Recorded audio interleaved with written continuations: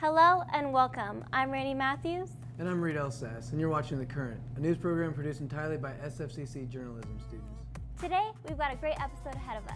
But first, let's go over to Nate Danigan, who's got a rundown of what's to come.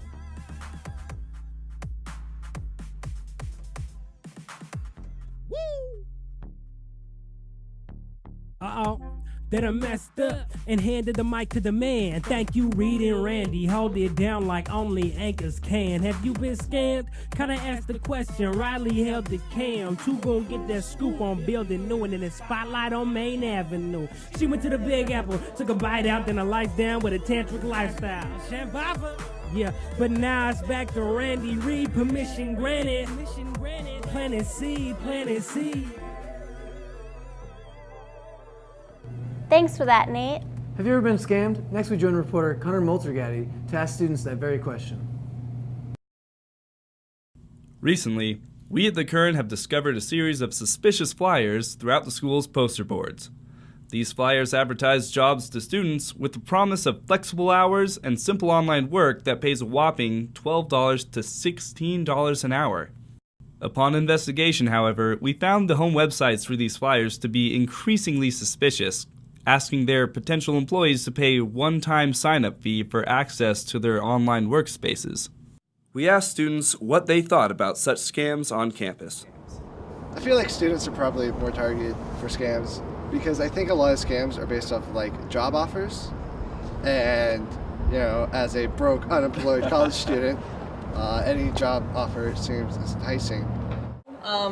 Students could be more targeted for scams because, I don't know, some students are college kids and we're seen as gullible, so, quite possible. I could see college students being targeted strictly because we are part of the workforce or getting student loans, so we have money to spend, money we want to spend. We're out here going to school, we're an easy target because there's so many of us. A student, they like a young teenage or adult. It's like a really easy target to get scammed. If there were a scam in school, I would imagine the first thing would be to send out an email blast, just letting everybody know. They have everyone's emails, because most of the time, awareness kills scams quickly. Obviously, just like shut it down. If it's an internet scam, like a link on a website, they just got to delete that from their website. If it's someone who has a booth, kick that person out of the school, have security, escort them off the property. Yeah, the school should definitely fix it if there is a scam on school property. Surprisingly, the SFCC posting process doesn't screen for potentially mistrustful content, stating in the posting policy document that they don't regulate content unless it is illegal. Make sure you find out if it's a scam. Somebody could be taking donations for kids in Malaysia, but, make sure it's actually going to those kids before you find out whether or not it's a pyramid scheme or something stupid that you're just going to lose your money, Just be smart about what you do and you should be fine. However, these sketchy flyers remain on poster boards throughout the school, many remaining even after the standard posting period limit as stated in the posting procedure document. Well, I know that if you want to post anything on the SFCC campus, it actually has to be approved by this building, so Shelley's office. So you have to get a stamp, and it has to say when you're going to take it down by. So I think maybe they could explain more what they want to post. So maybe that'd be a better way to get rid of the scam. The Current is currently in the process of informing Student President Janet Gullickson of the shady job offers and hope to shed more light on these suspicious flyers soon. Thanks for that, Connor. Currently, SFCC is working on the construction of a new building. A lot of students don't know what that is. So let's head over to Gwen, who's got the inside scoop of what that building will be. After opening the Falls Gateway building last September, SFCC is constructing another $4.5 million building. It will be the new home for the Early Learning Center, which is currently in Building 16. We started last summer digging ground, and we hope to be completed by mid-July. And of course be ready for fall quarter. Yep, we're looking at moving in over the summer and starting back to school with families in the fall. The building is 15,000 square feet. It has a little different design. Some of the highlights to the project, especially for the Early Learning Center, is the security. An entrance, for instance, this outside door and this inside door, each one of those requires a proxy card.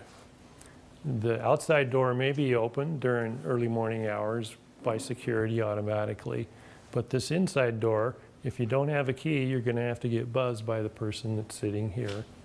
And the gross motor room, that's not a classroom, but it will serve a couple of functions. One is parent-teacher conferencing. There's be a projector in there, but it's also a room, I think, for the kids to get very physical during the winter. Beside the main building, there are two separate playgrounds cover about 35,000 square feet, one for toddlers and the others for preschoolers. We're allowed to have more preschoolers in one group than we are toddlers, so the preschool side will be larger, and the equipment will be appropriate to the age group that's going to be using the playground. The planning for a project like this starts way in advance, maybe 7 years ago.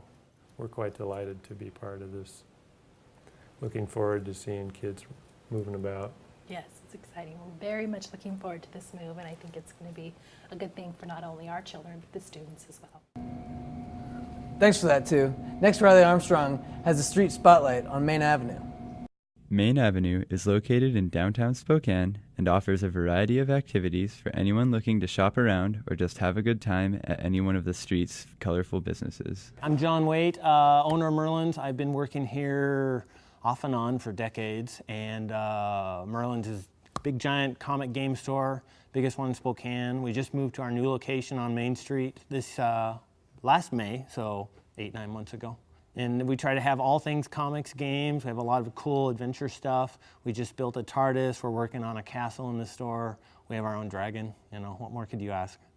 Being on Main Street means that we get to be part of the downtown experience of Spokane, which I think is pretty fabulous. Our area is growing, is definitely like one of the great places in town. And I like it because it's all organic. All the people that like own the businesses down here, you know, own them, they don't rent them. It's not some big corporate mess. You don't have like big corporate stores. It's all local people. A lot of us even live down here. And our area is kind of booming, frankly. I actually live down here too in this area. And so I don't go a long ways. In fact, I was talking to some people earlier about I don't get around a lot because downtown's great and it has everything I need. You know, right next door we have the Saranac. Across the street we have Zola's. Those are both great places. There's Boots Bakery, does vegan and all sorts of other really good stuff there across the street. The Red Lion Barbecue is on the corner. And then we have the Magic Lantern Theater on our block. I mean, I don't really need to go very far. The Main Market is on the corner of Main and Brown. And I mean, it's a full grocery store. My name is Megan White. I'm the general manager of Main Market Co-op. I've been here since we opened. I started as a produce clerk, just stocking produce basically. And now I'm in charge of operations for the store. It's a membership-based co-op, so people can purchase membership, even students. We have a $30 student membership that's a lot cheaper than the regular membership. And the co-op is a little bit older. We're only 4 years old right now. But when we're older, we'll make profits and return those profits to our members. We really like the fact that we're downtown because you get the diversity of being in an urban environment. So there's a lot of different walks of life. I really love working at the co-op because it's a different model of business. It's not about cookie cutters, it's not about profit, it's about doing what's really good for the community. Yeah, so it's a LEED certified gold building, and LEED is just it's a certification that just establishes guidelines for builders to actually build something that is sustainable. And so along those lines, you know, we use sustainably harvested timber. The insulation in our walls is actually made of recycled blue jeans, so it's not made of fiberglass or any sort of gross like chemicals. It's made of natural materials. Yeah, we derive a lot of our electricity from solar panels. We actually harvest the heat from our freezer and refrigeration units. We harvest that heat and heat our water with it. And we try and really embody the mission of taking care of the earth, taking care of the people. And that's the wonderful part about where we are right now as a pretty new business is that there's so much potential to participate in what this eventually looks like. So my name is Jordan Ernest, and I am just an employee here at Boots Bakery. Boots Bakery is a vegan and gluten-free bakery and lounge. And I say and lounge because while we bake a great deal of vegan and gluten-free pastries here, it's also equipped with a full bar, full espresso bar, and it's definitely a place where people are intended to spend time. Yeah, it's totally very much community-based block. I'd say, at least the one we're on. So the next time you need to get some groceries, buy some magic cards, or want to find a cool place to call your haunt, just visit Main Avenue in downtown Spokane. This has been reporter Riley Armstrong, signing off for The Current. Thanks to the student government, 3 journalism students, including myself, were able to go to New York to a journalism convention to further their skills. Here's a clip of how it went down. The SFCC Associated Student Government can help aid different clubs to go on educational trips if there is a need. And if other clubs decide it's a useful use of the money, then we will vote and give money to the club, and like we did in this case. Thankfully, they did help out Journalism Club, and we were able to send editor-in-chief of the newspaper, Christian Cook, visual engineer, Connor Multergatti, myself, who works as a news correspondent, and our journalism teacher, Jason Nix. We began our journey to the Big Apple early in the morning. After a long day of traveling, we finally landed in New York and were immediately thrown into the fast-paced lifestyle of the city.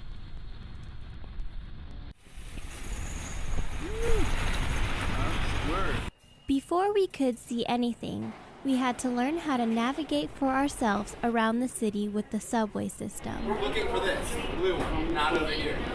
Once we began to explore, we were submerged into the liveliness that was around every street corner. There was people and music everywhere. We saw many different characters and street performers. We tasted many different foods and tried out unique restaurants. Even some on the more classy side. But the real reason and the best part of the trip was attending the National College Media Convention. And now across the entire KU university system, they have switched to 2-ply toilet paper, thanks to the coverage in the University Daily Kansas. You can make a difference. Help your students' funds. Do it today. There we attended 3 days worth of classes and even got to hear from idols within the journalism industry. Is it right? Is it fair? Is it honest? Have I checked all of the facts that I can before I publish this thing? I just committed to it. I was passionate about it. I stayed committed to it. Overall, the trip was a great learning experience.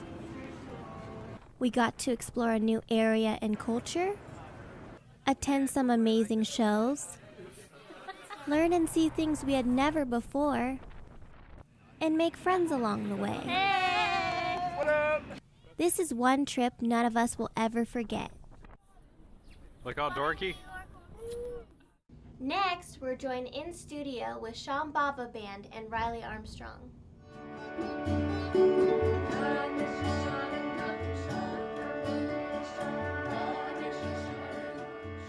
We're actually lucky enough to be joined by Rachel Fairbanks and Sean Duffy, the 2 front members of Sean Bava Kirtan.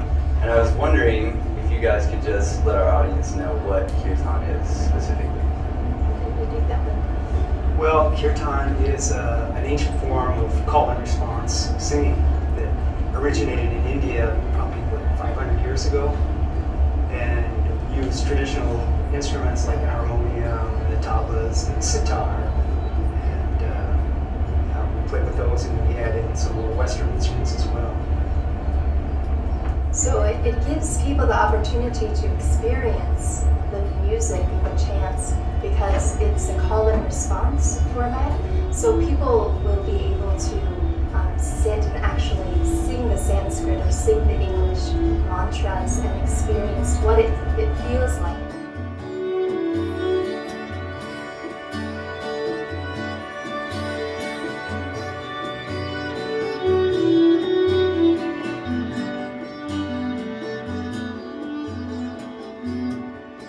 And you described kind of like fusing Western instruments with Eastern instruments. Describe some of that.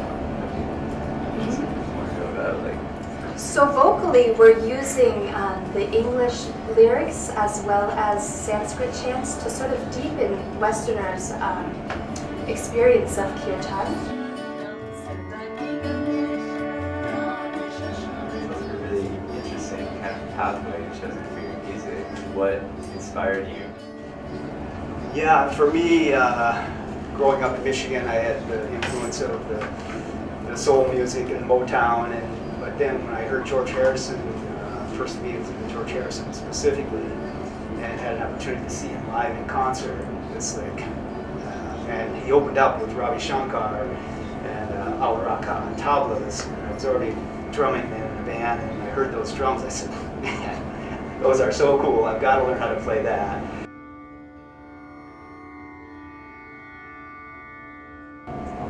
So the thing is, there's that serious aspect of it where it can take you into a meditative state, but it's also really a lot of fun. So we're available at our website, which is shambhavamusic.com, and you can also find us on Facebook, and we'll be playing around town. On Facebook, we're called the Shambhava Bhakti Band. Fortunately, that's all the time we have. Thank you guys for joining us. This was Shambhava, and we'll see you next week.